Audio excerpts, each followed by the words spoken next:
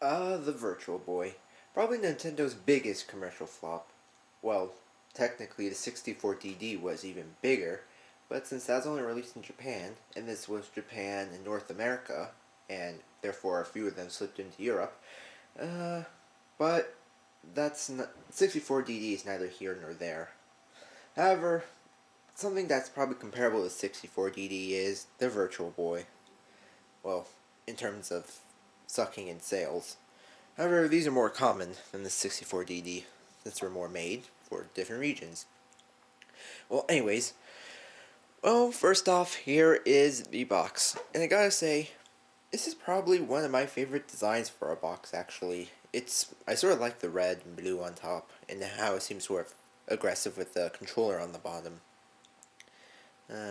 See there, you get 6 AA batteries from Nintendo if you mail their offer in. Expires April Fool's Day in 1997.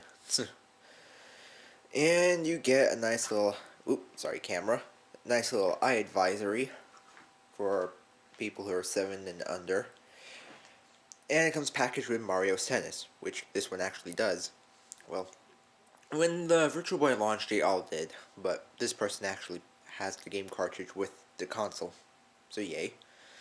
Anyways, here's about a closer view of the box.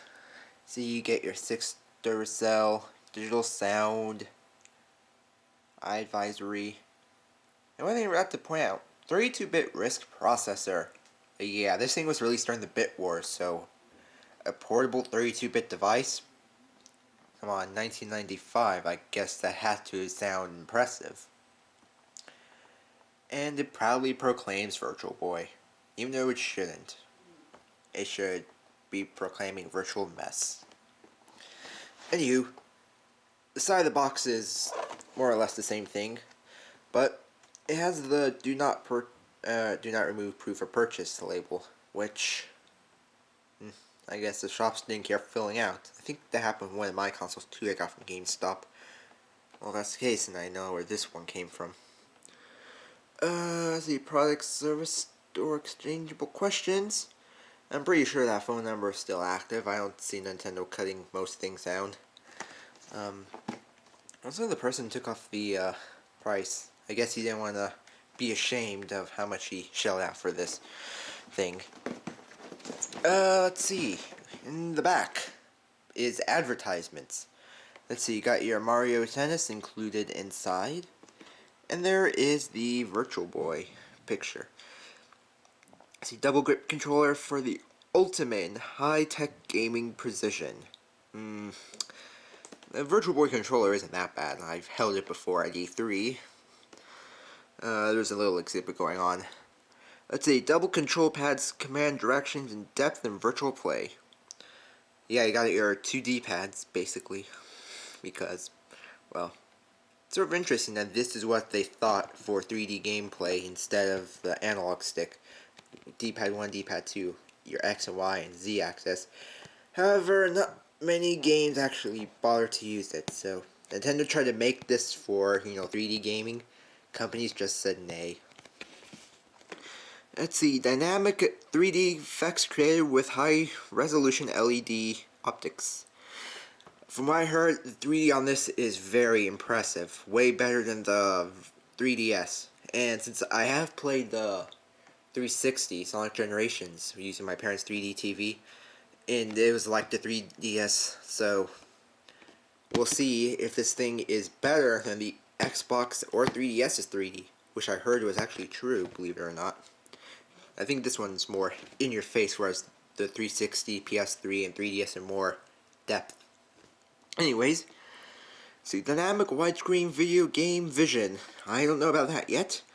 Digital stereo speakers provide incredible sound and enhanced realism.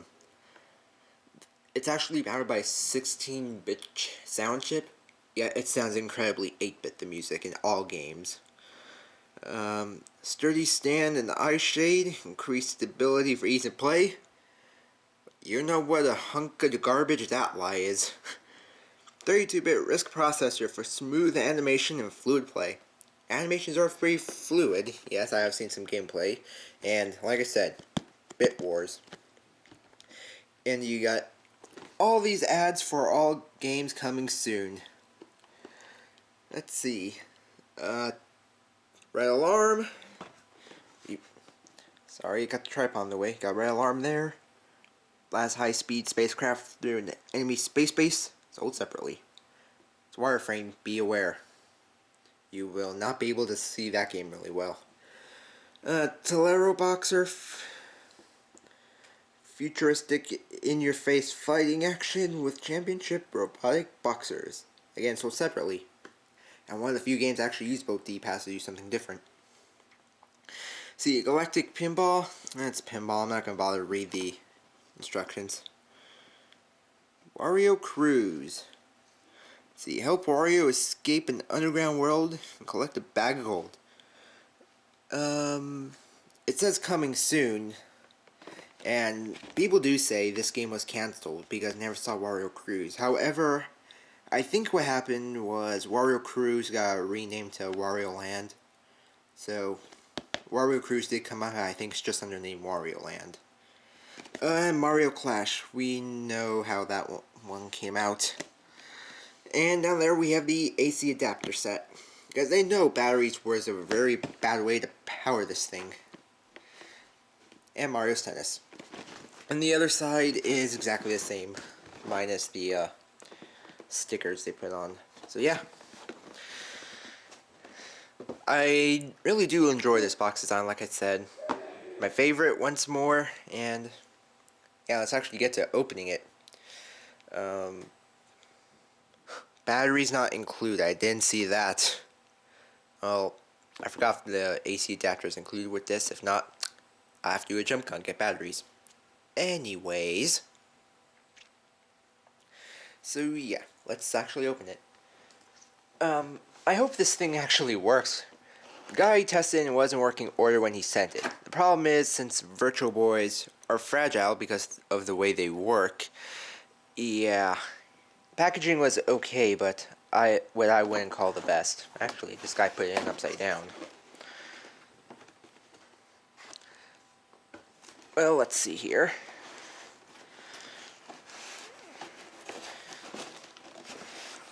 Let's see, slide it out. I'm on box, work with me here. And there we go. I'm just put this aside. And yeah.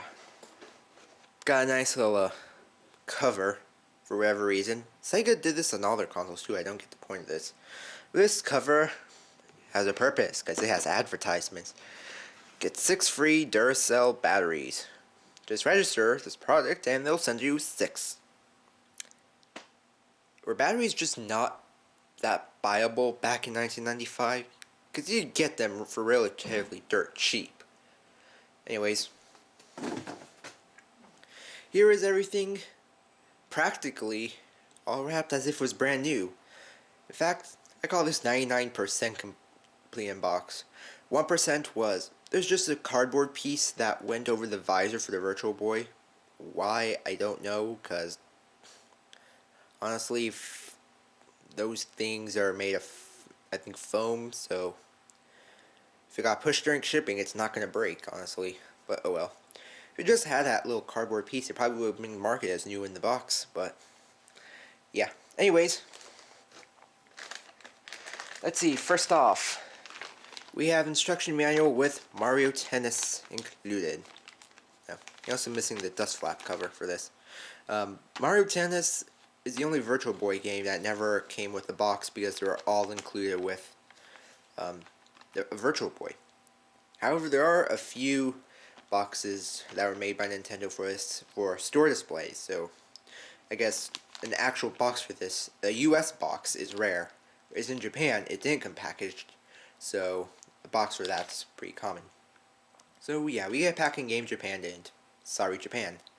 However, it's not an issue, since believe it or not, the Virtual Boy is region free. There was no region. No, actually, I don't think Nintendo really fumbled around with the region. The only exceptions probably PAL consoles because of the way they output this TV signal. Um, Even the Japanese home console wasn't that much of an issue. You just had to take a Dremel and cut a bit of the case to get the cartridge to fit, but it played. Anyways, here is your Virtual Boy game pack. It is really thin. Basically, that's what happened, I guess, if you had to just take a Game Boy cartridge and put it under a steamroller. Yeah, there are your connectors. Seems sort of reminiscent to the Sega and Atari plugs, where there are no visible pins. It's just the holes, and I'm guessing the pin contacts are inside the console. However, I do not really like that setup because, well, with the Genesis, it's just hard to plug stuff in, but I'm pretty sure Nintendo can execute it better for their console. Anyways, you got a bag with instructions. I'll take this out. Your instruction manual for setting up your Virtual Boy. I'll have to hold it down here. Yeah, it's really nothing to look at. Misalignment. Section 6 warranty. Yeah, it's no information that's really worth going over, because I think we all know how to use one of these things. It's tightening and loosening the stand, setting it up, getting backaches. But yeah. I think that's the only thing we're showing in this bag. What is nice is, because the guy knows it's fragile and Virtual Boys break easily in shipping, he included a CD. That's probably what the CD is you saw earlier. And he also put in a game bit to open up the Virtual Boy. I'm not sure where that went. I'll have to look for it later. Yeah, he's even got all that registration card stuff.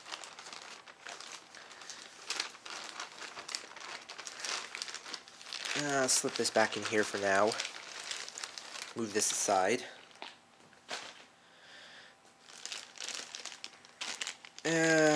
Boy. Here's the battery pack. It snaps onto the back of the Virtual Boy. As you can see. The little clips, contacts. And 6 AA batteries. Just like the Game Gear. However, unlike the Game Gear, you can plug this into a wall if you had the AC adapter. Not the AC adapter is included in this, but I guess not.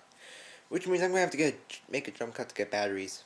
Well, actually no, because there's no way to really film this thing easily, so forget.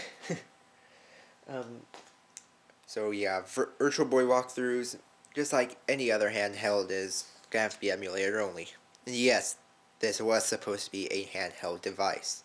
Originally it was supposed to be strapped to your head, but what happened was, since they couldn't get the LCD screens to work in their prototypes, they had to go with LEDs, and Gunpei Yokoi, who'd made this, the Game & Watch series and the Game Boy series, he used a strip of LEDs on both sides, red LEDs, which is why these things can rot your eyes, and oscillating mirrors going back and forth really fast, sort of to bend or morph the image, so that when it comes out of the front, it looks like a complete image. It's like those fans that have the text, you know how they spin really fast and you see like hello or the date Monday, December 20 something. So that's basically how the Virtual Boy works, only different, because instead of fans you have LED strips and mirrors. So because of the mirrors making this thing so heavy, Nintendo's health and safety team are like, you're not going to make this thing a head mount. You're going to have to put a stand on that. So originally this was supposed to be head mounted, but unfortunately they couldn't get the technology to work to make it light enough to have a head mounted. And also, if they had more time, well, it probably could have been a full head mounted color thing, but thank you N64 and your in being delayed for the umpteenth time. Anyways, here is the Virtual Boy controller. You got your 2 L and R buttons on the side, got little grips on the bottom, and D-pads. this is actually a very comfortable controller, believe it or not. In fact, the way the hand grips are designed, I think this is where the inspiration for the GameCube controller's handles came. So, yeah. So the GameCube's comfortability, if that's a word, actually came from the Virtual Boy controller. At least the hand grips. The D-pads, though, they're also pretty comfortable. The only thing I don't like, though, is, I'm not sure if you can see that, but there are these little ridges here. And the D-pads are already concave, so honestly you didn't need the ridges. They just feel a little annoying, but buttons are a little spongy, sort of like the top of the Saturn controller buttons. But yeah, it feels comfortable. The D-pads are concave, so try to add a little more comfort. And the buttons, well, okay, just feel a little too spongy for my taste. Here's your power on-off switch. You attach the battery back to the back of the Virtual Boy controller. Let's see, I believe it goes on like this. Oop, I didn't get that in right. There we go. And then you open up, put your batteries in, close it, power on, and start your Virtual Boy. Here is the plug for the Virtual Boy. Look familiar? It looks like the NES plug, only 6 pins. How much did the NES have? 9? So they basically removed a couple and took the one odd one off the top. So yeah, very similar to the NES. I see this thing on a whole bunch of stuff, but I'm not exactly sure what this little brick thing is supposed to do. Not just on the Virtual Boy controller, but on electronics like the old-fashioned keyboards. Anyways, I'm rambling at this point. I'm here. And here we have the Virtual Boy stand. This, wow, it feels well constructed actually. Nintendo took pride. This may have some heavy duty metal right here. In fact, it feels more well built and constructed than my camera's tripod. Sony, I smell a conspiracy. Yeah, you have your clip to snap in the Virtual Boy, tighten and loosen, and yeah, it's a stand. Not much else to say about it. It's got rubber feet at the end, probably so you don't poke yourself. Let's see. Put that over there. Move this aside. And now for the main attraction you all wanted to see. The Virtual Boy console itself, right here. And you tie wrapped it. Oh boy. Oh. That was easy. But yeah, opening up the VB. And here is the console itself. When you think video game console, a head unit isn't something that exactly comes to mind at first. Yeah. This thing is made out of a nice, smooth, matte plastic. It feels very nice and comfortable. You have your, whatchamacallit, focus right here, and then this one to adjust, I believe, the speed of the mirrors. You got a nice Nintendo logo here in rubber.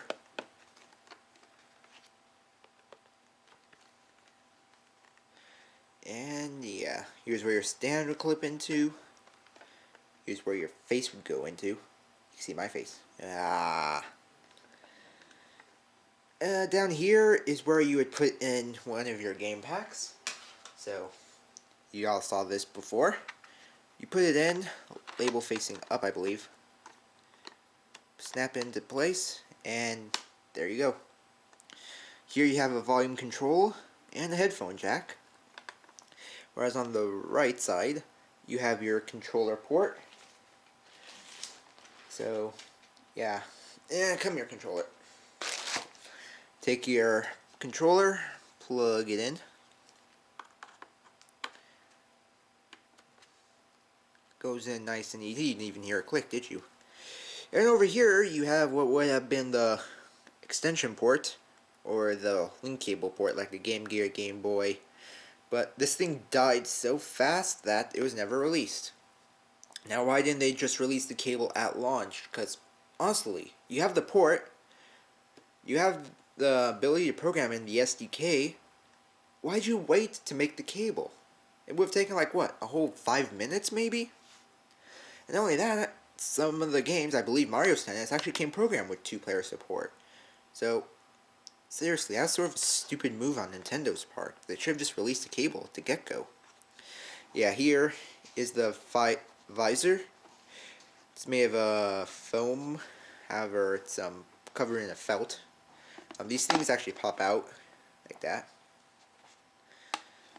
So I guess if you don't want to use it. However, it's a good idea to use it so the light doesn't get in and obstruct the 3D. There we go. Snaps into place. And then what you would want to do is get your Virtual Boy stand. Snap it on. Oh, pull down here first so you see it opens. Come on. This is hard to do with one hand. Let's see. Actually, I'm not using one hand. I guess this just doesn't want to snap in, period. Come on. There we go. And then set it down on the table. Adjust for your liking. Put 6 AA's batteries in the controller, or get the AC adapter. Flip it on, and you are ready to play. The controller for a portable device, yes, this was supposed to be a portable handheld, because it's supposed to originally be strapped to your face. I sort of question the controller. Why not just put the controls on the console, like Game Gear or Game Boy? That would have seemed to be more sense.